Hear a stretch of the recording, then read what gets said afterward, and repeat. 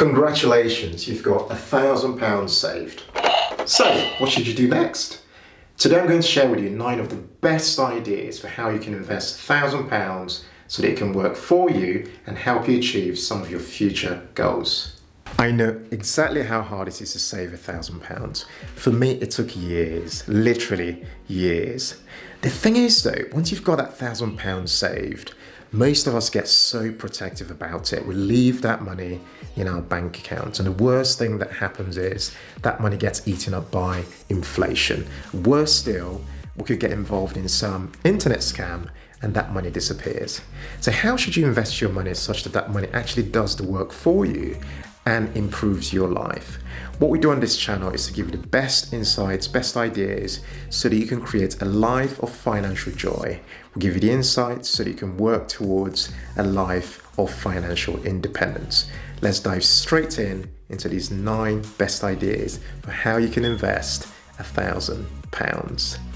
Number 1 would be to invest in yourself. You are by far the most important asset that you have in your life situation. So by investing in yourself, I mean you should focus on your personal development. So whether it be doing some specialist courses to kind of move yourself forward in your career, or whether it be to do some external learning around languages, or things that will essentially add value to you to help you become more productive and more creative, more valuable, so that you're able to essentially create more, make more money over time. So £1,000 goes a very long way towards helping you do that. So that could be into such things as buying books, for example. So we allocate a proportion of our monthly income towards buying books, and reading for me personally has been the most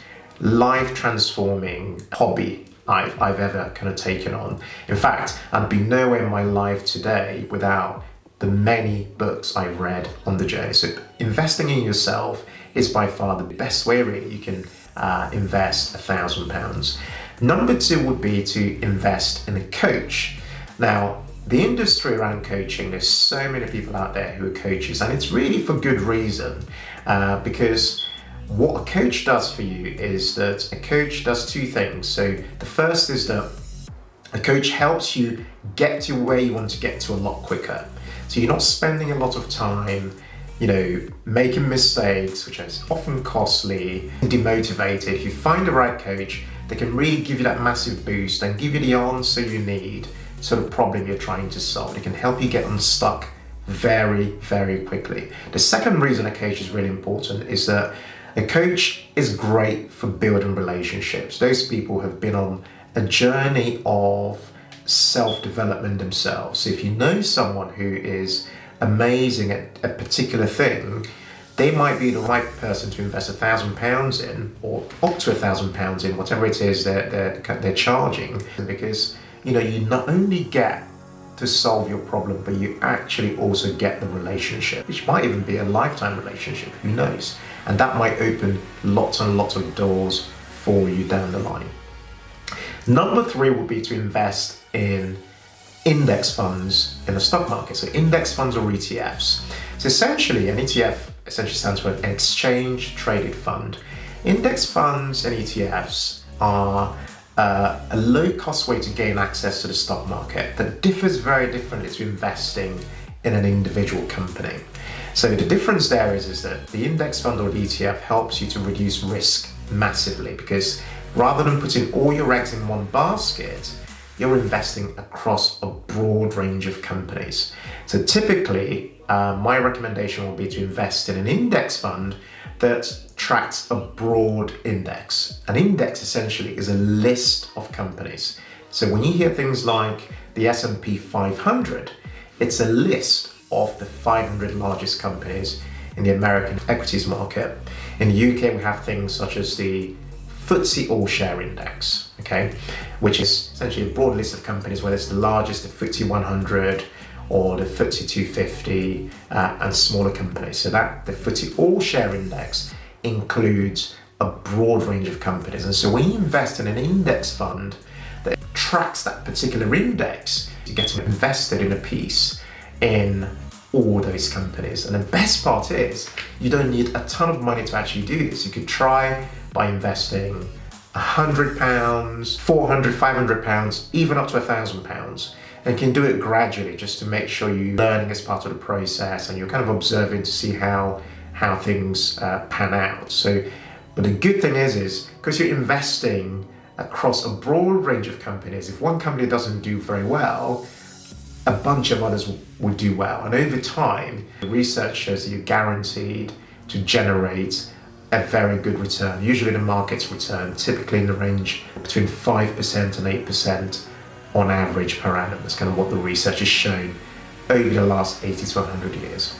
Next would be to invest in dividend-paying stocks. Now, I started off investing by investing in individual companies. In fact, I still own individual companies at the moment.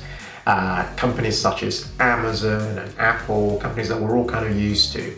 But I went into them years ago, and that's kind of worked out for me. But I've also bought companies that haven't worked out at all. And I just don't want to mention the names because those companies might eventually deal. In fact, I just mentioned one. One of them is Tesla. Hasn't at the moment, doesn't look like it's doing very well, but it might actually perform amazingly well in the future. Who knows? But the risk there with investing in individual companies, although you might be doing some of them to generate some dividends, if those companies do pay dividends, the risk there is that you're putting your eggs really into this one company. And if they don't perform, it's high risk and you possibly risk losing your money.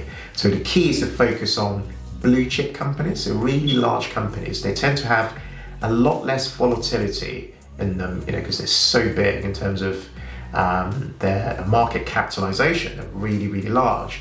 So you tend to find that such companies stand the test of time, and so blue chip companies that pay a dividend is definitely an option for investing £1,000. Number 5 would be to invest in peer-to-peer lending.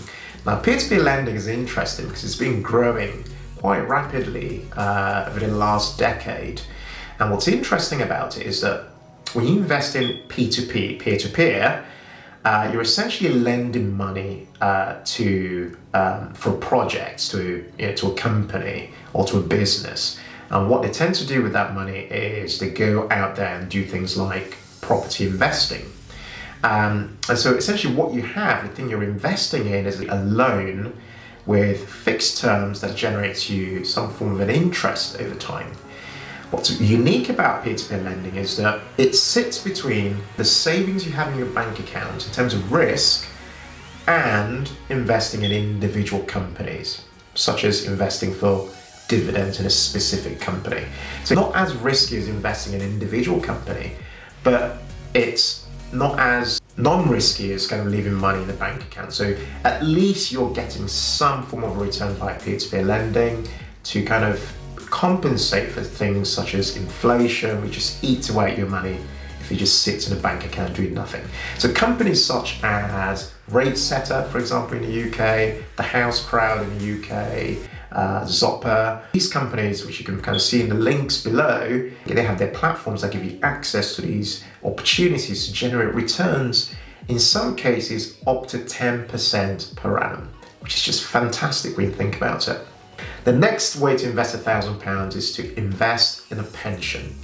So a private pension in the UK, usually referred to as a SIPP, S-I-P-P, which stands for a self-invested pension plan, is a brilliant way to invest your money because usually when you put your money into a pension, such as a private pension, it's a tax efficient environment. So what happens is, in the UK anyway, is when you put your money in, if you're a basic rate taxpayer, the government gives you back the tax that you paid before you generated that net income that you paid into your pension.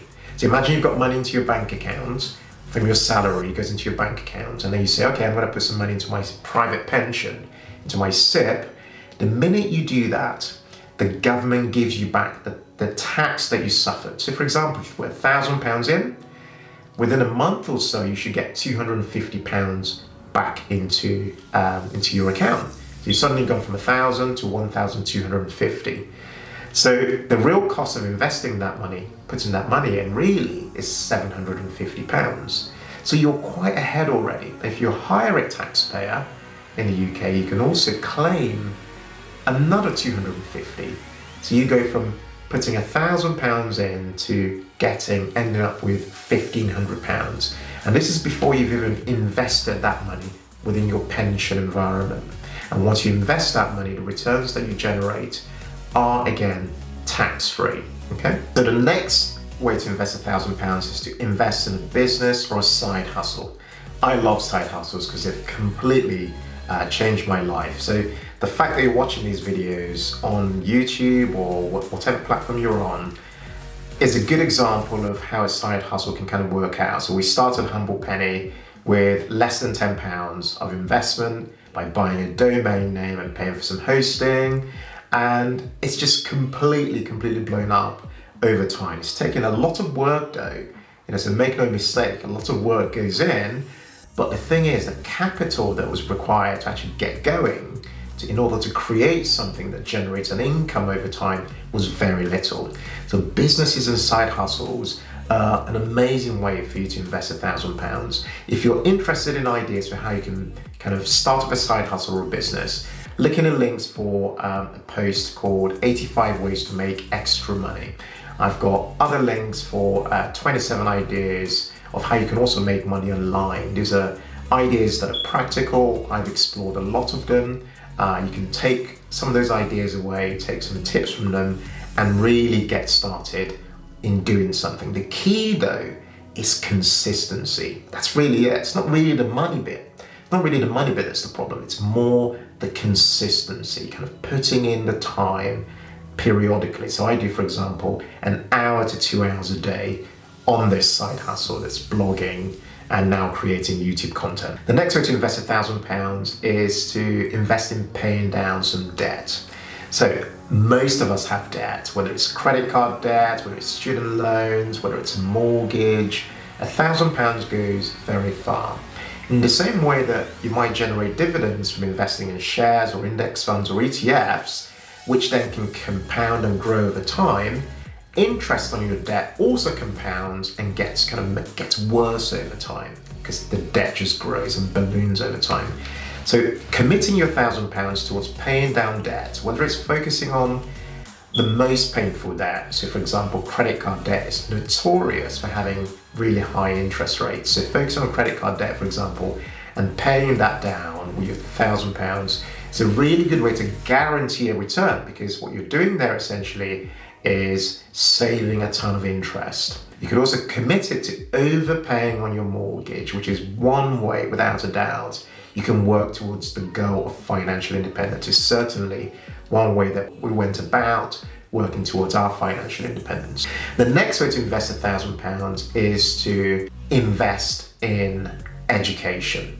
So education by far is possibly the most kind of important thing you can kind of do with your time and with yourself. So there are various forms of education. There's kind of formal education that we're all aware of. So, you might have gone to university or to college or whatever. Then there's informal education, which kind of comes with seeking out specialized knowledge. So I'll give you an example. So I had no internet skills when I started the Humble Penny. I've had to learn by paying for specialist courses. Like recently, I've been doing a specialist course on SEO, search engine optimization.